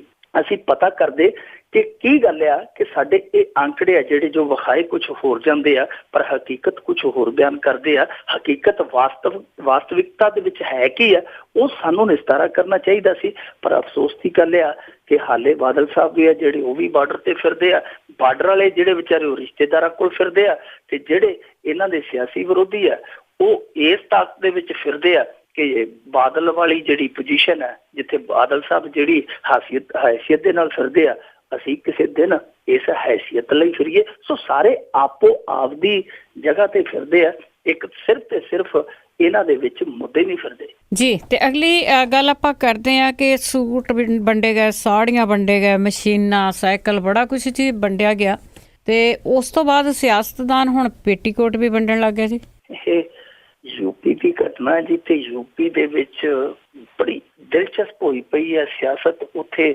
4 ਸਾਲ ਉਹ ਖਾਈ ਗਏ, ਚਾਚਾ ਭਤੀਜਾ ਤਾਊ ਤਾਇਆ ਸਾਰੇ ਰਲ ਕੇ ਸਾਰੀ ਉਹ, ਜਿਵੇਂ ਇੱਥੇ ਸਰਦਾਰ ਪ੍ਰਕਾਸ਼ ਸਿੰਘ ਬਾਦਲ ਹੋਰਾਂ ਦੀ ਆਪਦੀ ਉਹ ਸਰਕਾਰ ਘਰ ਦੀ ਗੱਡੀ ਗੰਡਾ ਸਿੰਘ ਡਰਾਈਵਰ, ਉੱਥੇ ਵੀ ਘਰ ਦੀ ਗੱਡੀ ਗੰਡਾ ਸਿੰਘ ਡਰਾਈਵਰ ਆ ਕਿ ਮੁਲਾਇਮ ਸਿੰਘ ਯਾਦਵ ਦਾ ਜਿਹੜਾ ਲਾਣਾ ਉਹ ਹੀ 5-7 ਜਾਣੇ ਆ ਜਿਹੜੇ ਉਹ ਸਾਰਾ ਯੂਪੀ ਸੰਭਾਲੀ ਬੈਠੇ ਆ। ਹੁਣ ਉਹ ਆਪਸ ਦੇ ਵਿੱਚ ਪਾਟੇ ਪਏ ਆ, ਕੋਈ ਉਧਰ ਨੂੰ ਤੁਰਿਆ ਫਿਰਦਾ, ਕੋਈ ਉਧਰ ਨੂੰ ਤੁਰਿਆ ਫਿਰਦਾ, ਕੋਈ ਕਹਿੰਦਾ ਕਿ ਮੈਂ ਸਹੀ ਸੀ ਇਹ ਗਲਤ ਆ, ਉਹ ਕਹਿੰਦਾ ਕਿ ਉਹ ਗਲਤ ਸੀ ਮੈਂ ਸਹੀ ਆ। ਸੋ ਇਸ ਖੇਡ ਦੇ ਵਿੱਚ ਹੁਣ ਇਲੈਕਸ਼ਨ ਨੇੜੇ ਆ, ਉਹ ਇਲੈਕਸ਼ਨ ਵੀ ਤੁਰੇ ਜਾਂਦੇ ਆ, ਰੈਲੀਆਂ ਰੂਲੀਆਂ ਕਰਦੇ ਆ। ਤੇ ਇੱਥੇ ਕਮਾਲ ਦੀ ਗੱਲ ਇਹ ਹੋਈ ਕਿ ਇੱਕ ਰੈਲੀ ਕਰਨੀ ਸੀ, ਇਹਨਾਂ ਦਾ ਜਿਹੜਾ ਉੱਥੋਂ ਦਾ ਵਿਧਾਇਕ ਸੀਗਾ, ਉੱਥੋਂ ਦਾ ਵਿਧਾਨਕਾਰ ਸੀਗਾ, ਉਹਨੇ ਆਪਣੀ ਰੈਲੀ ਨੂੰ ਚਮਕਾਉਣ ਲਈ, ਰੈਲੀ ਨੂੰ ਭਰਵੀਂ ਦਿਖਾਉਣ ਲਈ ਉੱਥੋਂ ਦੇ ਇਲਾਕੇ ਦੀਆਂ ਔਰਤਾਂ ਨੂੰ ਪਹਿਲਾਂ ਤੇ ਸਾੜੀਆਂ ਵੰਡ ਕੇ ਉਹਨੇ ਕਿਹਾ ਕਿ ਜਿਹੜੀ ਔਰਤ ਇਹ ਸਾੜੀ ਪਹਿਨ ਕੇ ਆਏਗੀ ਉਹਨੂੰ ਬਲਾਊਜ਼ ਦੀ ਸਿਲਾਈ ਦੇ ਪੈਸੇ ਤੇ ਇਲਾਵਾ ਪੇਟੀਕੋਟ ਦਾ ਜਿਹੜਾ ਕੱਪੜਾ ਵੀ ਦਿੱਤਾ ਜਾਏਗਾ। ਸੋ ਉਹਦੀ ਇਹ ਆਫਰ ਸੀਗੀ। ਹੁਣ ਇਹ ਆਫਰ ਪਤਾ ਨਹੀਂ ਚੰਗੀ ਹੈ ਜਾਂ ਮਾੜੀ ਹੈ, ਕਿਉਂਕਿ ਬਹੁਤੇ ਲੋਕ ਇਹ ਵੀ ਸੋਚ ਲੈਂਦੇ ਨਾ, ਪਿੱਛੇ ਜੇ ਅਸੀਂ ਵੇਖਿਆ ਕਿ ਰਾਹੁਲ ਗਾਂਧੀ ਦੀ ਜਿਹੜੀ ਉਹ ਰੈਲੀ ਸੀਗੀ ਖਾਟ ਸਭਾ ਦੇ ਵਿੱਚੋਂ ਲੋਕ ਜਿਹੜੇ ਇੱਕ ਦੂਜੇ ਨੂੰ ਡਾਂਗਾ ਮਾਰ ਕੇ, ਸੋਟੇ ਮਾਰ ਕੇ ਮੰਜੇ ਖੋ ਕੇ ਲੈ ਗਏ, ਤੇ ਕਿਸੇ ਪੱਤਰਕਾਰ ਨੇ ਪੁੱਛਿਆ ਕਿ ਭਾਈ ਇਹ ਮੰਜੇ ਤਾਂ ਜਿਹੜੇ ਰਾਹੁਲ ਗਾਂਧੀ ਦੇ, ਤੁਸੀਂ ਕਾਹਤੋਂ ਸਿਰ ਤੇ ਰੱਖੀ ਲੈ ਜਾਂਦੇ ਹੋ? ਤੇ ਉਹ ਕਹਿੰਦਾ ਕਿ ਰਾਹੁਲ ਗਾਂਧੀ ਕਿਹੜਾ ਘਰੋਂ ਲੈ ਕੇ ਆਇਆ ਸੀ, ਇਹ ਸਾਡੇ ਪੈਸਿਆਂ ਦੇ ਬਣੇ ਆ, ਅਸੀਂ ਆਪਦੇ ਘਰ ਨੂੰ ਲੈ ਚੱਲੇ, ਸਾਡੇ ਕੋਲ ਤੇ ਮੰਜਾ ਹੀ ਰਹਿਣਾ, ਹੋਰ ਸਾਡੇ ਕੋਲ ਕਿਹੜਾ ਕਿ ਅਸੀਂ ਤਾਂ ਲੈ ਦੇ ਕੇ ਮੰਜਾ ਅੱਜ ਤੱਕ ਪਾਇਆ, ਤੇ ਇਹ ਮੰਜਾ ਹੁਣ ਅਸੀਂ ਛੱਡਾਂਗੇ ਨਹੀਂ, ਮੰਜਾ ਅਸੀਂ ਘਰ ਨੂੰ ਲੈ ਕੇ ਜਾਣਾ, ਸਾਡਾ ਤੇ ਮਸਾ ਦਾ ਲੱਗਿਆ। ਉਹ ਲੋਕ ਵੀ ਸੋਚ ਲੈਂਦੇ ਆ ਕਿ ਹੋਰ ਕੁਛ ਨਹੀਂ, ਜਾਣ ਲੱਗੇ ਜਿਹੜੀ ਭੱਜਦੇ ਭੂਤ ਦੀ ਲੰਗੋਟੀ ਸਹੀ, ਜੋ ਕੁਝ ਹੱਥੋਂ ਦਾ ਸਮੇਟ ਕੇ ਰੱਖ ਲਈਏ, ਮੁਫ਼ਤ ਦਾ ਤੇਲ ਹੈ ਜਿਹੜਾ ਜੁੱਤੀ 'ਚ ਪਵਾ ਲਈਏ। ਇੱਥੇ ਇਹ ਤੇ ਸੌਦੇ ਆ ਜਿਹੜੇ ਛੋਟੇ ਮੋਟੇ ਆ। ਜਿਹੜੀ ਅੰਮਾ ਹੈ, ਜਿਹਨੂੰ ਤਮਿਲਨਾਡੂ ਦੇ ਵਿੱਚ ਅੰਮਾ ਕਿਹਾ ਜਾਂਦਾ, ਜੈਲਲਿਤਾ, ਉਹਨੇ ਤਾਂ ਬੜੇ ਮਹਿੰਗੇ ਤੋਹਫੇ ਵੰਡੇ ਸੀ ਐਤਕੀ। ਤੇ ਕਮਾਲ ਦੀ ਗੱਲ ਆ ਕਿ ਉਹਨਾਂ ਤੋਹਫਿਆਂ ਦੇ ਵਿੱਚੋਂ 2 ਟਰੱਕ ਸਮਾਨ ਦੇ, ਜਿਹਦੇ ਵਿੱਚ ਆ ਜਿਹੜੀਆਂ ਜੂਸਰ ਜਾਂ ਹੋਰ ਜਿਹੜੀਆਂ ਹੁੰਦੀਆਂ ਮਿਕਸੀਆਂ, ਇਹ ਸਾਰਾ ਕੁਝ ਬਚ ਗਿਆ। ਤੇ ਉਹਨਾਂ ਨੇ ਲਿਆ ਕੇ ਦੂਜੇ ਸੂਬੇ ਦੇ ਵਿੱਚ ਕਰਨਾਟਕ ਦੇ ਵਿੱਚ ਸੇਲ ਲਾਈ ਸੀ। ਔਰ ਜਦੋਂ ਸਮਾਨ ਵੇਚਿਆ ਜਾ ਰਿਹਾ ਸੀ, ਜਿਹੜੀ ਚੀਜ਼ 1200 ਦੀ ਸੀ ਉਹ 600 ਦੀ ਕਰ ਦਿੱਤੀ। ਦੁਨੀਆ ਟੁੱਟ ਪਈ ਤੇ ਟੁੱਟਣ ਦਾ ਕਾਰਨ ਇਹ ਸੀ ਕਿ ਉਹਨਾਂ ਦੇ ਉੱਤੇ ਬਹੁਤ ਮੋਟੇ ਅੱਖਰਾਂ 'ਚ ਜਿਹੜਾ ਪ੍ਰੋਡਕਸ਼ਨ ਦਾ ਨਾਂ ਤੇ ਲਿਖਿਆ ਸੀ ਕਿ ਜਿਹੜੀ ਕੰਪਨੀ ਦੀ ਪ੍ਰੋਡਕਸ਼ਨ ਸੀ ਉਹ ਤੇ ਨਾਮ ਲਿਖਿਆ ਸੀ ਕੰਪਨੀ ਦਾ, ਬ੍ਰਾਂਡ ਦਾ, ਉੱਤੇ ਅੰਮਾ ਵੀ ਲਿਖਿਆ ਸੀ ਮੋਟੇ ਅੱਖਰਾਂ 'ਚ। ਸੋ ਉਹ ਲੋਕ ਲੈ ਕੇ ਗਏ 1200 ਵਾਲੀ ਚੀਜ਼ 600 'ਚ, 600 ਵਾਲੀ ਚੀਜ਼ 400 'ਚ। ਇਸ ਤਰ੍ਹਾਂ ਉਹਨਾਂ ਨੇ ਸੇਲ ਲਾਈ ਜਾ ਕੇ ਦੂਜੇ ਸੂਬੇ 'ਚ। ਇਹ ਸਿੱਧੇ ਤੌਰ ਤੇ ਸੌਦੇਬਾਜ਼ੀ ਹੈ। ਇਹਨੂੰ ਆਪਾਂ ਤੋਹਫੇ ਵੰਡਣਾ ਕਹਿ ਲਈਏ, ਇਹਨੂੰ ਲਾਲਚ ਕਹਿ ਲਈਏ, ਲੋਭ ਕਹਿ ਲਈਏ, ਪਰ ਇਹ ਸੌਦੇਬਾਜ਼ੀ ਹੈ। ਲੋਕਾਂ ਦੀ ਜ਼ਮੀਰ ਨੂੰ ਖਰੀਦਣ ਲਈ ਇਹ ਜਿਹੜੀ ਤੋਹਫਿਆਂ ਦੀ ਭਰਮਾਰ ਪੈਦਾ ਕੀਤੀ ਜਾਂਦੀ ਹੈ, ਇਹਦੇ ਤੇ ਥੋੜਾ ਜਿਹਾ ਹੁਣ ਸਖਤਾਈ ਨਾਲ ਕੰਮ ਲੈਣ ਦੀ ਜ਼ਰੂਰਤ ਆ, ਜਾਂ ਫਿਰ ਖੋਲ ਹੀ ਦੇਣਾ ਚਾਹੀਦਾ ਕਿ ਭਾਈ ਜਦੋਂ ਇਲੈਕਸ਼ਨ ਨੇੜੇ ਆਉਂਦਾ ਤੁਸੀਂ ਦੱਬ ਕੇ ਮੰਗ ਲਓ ਤੇ ਤੁਸੀਂ ਰੱਜ ਕੇ ਵੰਡ ਲਓ। ਜੀ ਜੀ ਜੀ ਹਾਂ, ਬਿਲਕੁਲ ਕੁਛ ਨਾ ਕੁਛ ਹੋਰ ਵੀ ਸ਼ੁਰੂ ਹੋਊਗਾ ਜੀ। ਤੇ ਅੱਗੇ ਆਪਾਂ ਅਖੀਰ ਦੇ ਵਿੱਚ ਇੱਕ ਸਵਾਲ ਹੈ ਜੀ, ਇਹ ਕਾਲਜ ਦੀਆਂ ਕੁੜੀਆਂ ਨੇ ਬਾਦਲਾਂ ਦਾ ਘਰ ਘੇਰ ਲਿਆ। ਇਹ ਅੱਜ ਆਪਣੇ ਆਪ ਦੇ ਵਿੱਚ ਬੜੀ ਵੱਡੀ ਤੇ ਬੜੀ ਅਜੀਬੋ-ਗਰੀਬ ਘਟਨਾ ਸੀ ਕਿ ਜਿਸ ਬਾਦਲ ਪਰਿਵਾਰ ਦੇ ਘਰ ਅੱਗੇ ਪਰਿੰਦਾ ਨਹੀਂ ਬਿਨਾਂ ਇਜਾਜ਼ਤ ਤੋਂ ਉੱਥੇ ਟਹਿਲਦਾ, ਉੱਥੇ ਅੱਜ ਇੱਕ ਬਹੁਤ ਵੱਡਾ ਹਜੂਮ ਕੁੜੀਆਂ ਦਾ ਜਿਹੜਾ ਉਹ ਉਹਨਾਂ ਦੀਆਂ ਬਰੂਹਾਂ ਦੇ ਵਿੱਚ ਧਰਨਾ ਲਾ ਕੇ ਬਹਿ ਗਿਆ। ਤੇ ਕੁੜੀਆਂ ਵੀ ਕਿਤੋਂ ਬਾਹਰੋਂ ਨਹੀਂ ਸਨ ਆਈਆਂ, ਕੁੜੀਆਂ ਇਹਨਾਂ ਦੇ ਕਾਲਜ ਦੇ ਵਿੱਚ ਪੜ੍ਹਦੀਆਂ, ਜਿਹਦਾ ਨਾਂ ਦਸ਼ਮੇਸ਼ ਗਰਲਸ ਕਾਲਜ ਆ, ਉੱਥੋਂ ਦੀਆਂ ਰਹਿਣ ਵਾਲੀਆਂ ਸਨ, ਉੱਥੇ ਪੜ੍ਹਨ ਵਾਲੀਆਂ ਸਨ। ਕੁੜੀਆਂ ਜਿਹੜੀਆਂ ਉਹਨਾਂ ਦੀ ਗਿਣਤੀ ਮੇਰੇ ਖਿਆਲ ਦੇ ਨਾਲ ਘੱਟੋ ਘੱਟ 300 ਹੋਣੀਆਂ ਜਿੰਨੀਆਂ ਕੁੜੀਆਂ ਸੀ। ਬਹੁਤ ਵੱਡਾ ਹਜੂਮ ਸੀ ਕੁੜੀਆਂ ਦਾ। ਉਹਨਾਂ ਨੇ ਆ ਕੇ ਇੱਕ ਭੜਥੂ ਪਾ ਦਿੱਤਾ ਔਰ ਉਹ ਕੁੜੀਆਂ ਕਾਲਜ ਚੋਂ ਨਿਕਲ ਕੇ ਸਿੱਧਾ ਇਹਨਾਂ ਦੀਆਂ ਬਰੂਹਾਂ 'ਚ ਆਈਆਂ। ਬਰੂਹਾਂ 'ਚ ਬਹਿ ਕੇ ਉਹਨਾਂ ਨੇ ਫਿਰ ਨਾਅਰੇ ਵੀ ਮਾਰੇ। ਉਹਨਾਂ ਨੇ ਕਿਹਾ ਬਾਦਲ ਸਰਕਾਰ ਮੁਰਦਾਬਾਦ, ਨੰਨੀ ਸ਼ਾਹ ਮੁਰਦਾਬਾਦ। ਬਹੁਤ ਜ਼ਿਆਦਾ ਤਪੀਆਂ ਹੋਈਆਂ ਸਨ ਕੁੜੀਆਂ। ਉਹਨਾਂ ਦਾ ਦੋਸ਼ ਸੀ ਕਿ ਇੱਕ ਤੇ ਸਾਡੇ ਉੱਥੇ ਹੋਸਟਲ ਦੇ ਵਿੱਚ ਸਫਾਈ ਦੀ, ਖਾਣੇ ਦੀ ਸਹੀ ਵਿਵਸਥਾ ਨਹੀਂ। ਦੂਜਾ ਇਹ ਹੈ ਕਿ ਸਾਡੇ ਕਰੈਕਟਰ ਤੇ ਵੀ ਬਿਨਾਂ ਗੱਲ ਤੋਂ ਕਈ ਵਾਰ ਉਂਗਲ ਉਠਾ ਦਿੱਤੀ ਜਾਂਦੀ ਹੈ। ਇੱਥੋਂ ਤੱਕ ਕਿ ਜਿਹੜੀ ਉੱਥੋਂ ਦੀ ਸਿਕਿਉਰਿਟੀ ਹੈ ਜਿਹੜੀ ਗੇਟ ਤੇ ਹੁੰਦੀ ਹੈ, ਉਹਦੇ ਕੋਲ ਆ ਕੇ ਬਹੁਤ ਦੂਰੋਂ ਆਊਟਸਾਈਡਰ ਬੈਠੇ ਰਹਿੰਦੇ ਆ। ਹਾਲਾਂਕਿ ਕੁੜੀਆਂ ਦਾ ਕਾਲਜ ਹੈ, ਬਾਹਰਲਾ ਬੰਦਾ ਅਲਾਉ ਨਹੀਂ ਹੈ। ਉਹ ਕਹਿੰਦੇ ਕਿ ਇੱਥੇ ਖੁੱਲ੍ਹਾ ਹੀ ਹੈ ਕੰਮ। ਸੋ ਉਹਨਾਂ ਦੇ ਕਾਫੀ ਇਲਜ਼ਾਮ ਸੀ। ਇੱਥੋਂ ਤੱਕ ਉਹਨਾਂ ਨੇ ਕਿਹਾ ਕਿ ਜਿਹੜੀ ਫਿਜ਼ੀਕਲ ਦੀ ਪ੍ਰੋਫੈਸਰ ਆ ਮਨਪ੍ਰੀਤ ਕੌਰ, ਉਹ ਸਾਨੂੰ ਬਹੁਤ ਜ਼ਿਆਦਾ ਤੰਗ ਕਰਦੀ ਹੈ, ਦੁਰਵਿਹਾਰ ਕਰਦੀ ਹੈ। ਬੜੇ ਇਲਜ਼ਾਮ ਲਾਏ ਉਹਨਾਂ ਨੇ। ਹਾਲਾਂਕਿ ਜਿਹੜੀ ਉੱਥੋਂ ਦੀ ਪ੍ਰਿੰਸੀਪਲ ਸੀ ਕੁਲਦੀਪ ਕੌਰ, ਉਹਨੇ ਇਹਨਾਂ ਚੀਜ਼ਾਂ ਦਾ ਖੰਡਨ ਕੀਤਾ। ਇਹ ਧਰਨਾ ਲਗਭਗ 7 ਘੰਟੇ ਜਾਰੀ ਰਿਹਾ। ਪ੍ਰਸ਼ਾਸਨ ਨਾ ਤੇ ਕੁੜੀਆਂ ਨੂੰ ਕੁਝ ਕਹਿ ਸਕਦਾ ਸੀ, ਨਾ ਕੋਈ ਸਖਤੀ ਹੋ ਸਕਦੀ ਸੀ।